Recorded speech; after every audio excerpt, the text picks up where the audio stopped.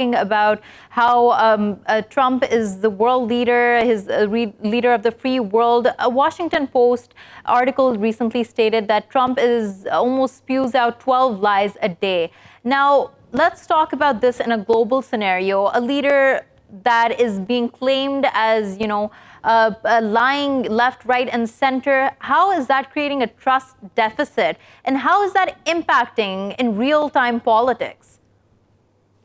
Of course, you are totally right. There is a lot of things to be engaged in between those leaders rather than showing and taking photos. And now all of us saw this hashtag unwanted Ivanka. It's the first around the world publishing his daughter photos and how she engaged. Actually, this is now a part of a family administration, which is also unprecedented in the U.S. foreign policy. This is not Syria. We are not talking also about Libya or Lebanon.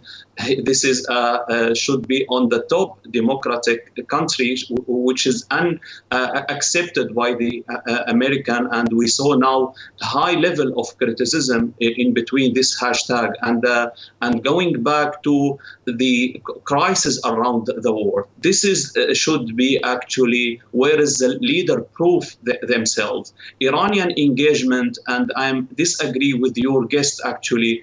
He is against squeezing Iran, but by other hand, he's actually welcoming by his talks Iran engagement in Lebanon, Do you Syria. think he's doing Iraq. this to provoke Iran, to get a reaction and to see what happens? Actually, that's what we hope, but till now there is no real action. And we saw how Iran is targeting the U.S. Aircraft without any response till now.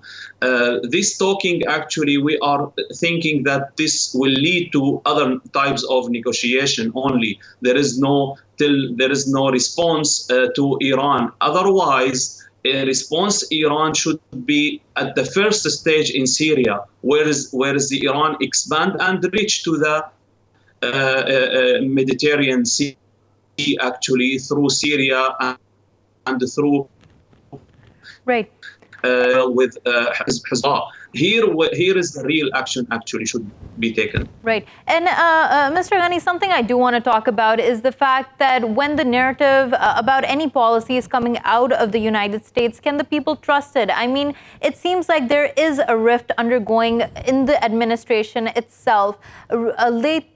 In 2018, there was a New York Times article which talked about how there is this process of undermining Trump within the White House, and it was created a lot of controversy, a lot of stir. It seems like the administration is not on the same page. Now, with that, how is that determining foreign policy? How is that impacting foreign policy? And how are other countries circumventing that?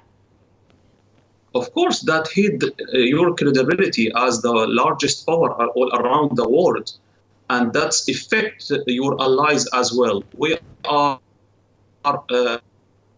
ourselves as seeking for democracy and allies for the Western.